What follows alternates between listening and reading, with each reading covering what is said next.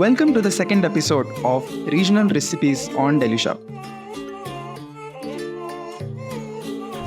Today, let's take a look at East of India with Bengali Ghee Bhath from West Bengal.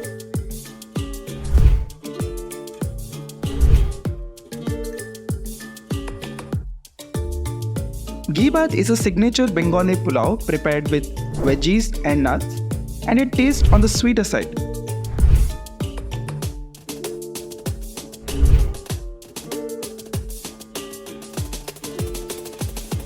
Ghee Bhath is so very wholesome and Bengali, with its basmati rice tossed in aromatics and ghee, and is usually paired with gravies like alur dom or kosha mangsho.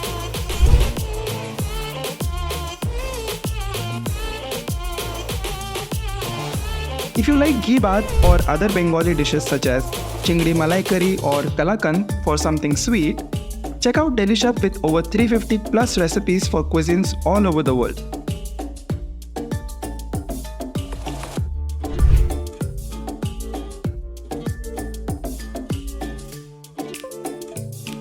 Also, let us know which state you want us to cover next.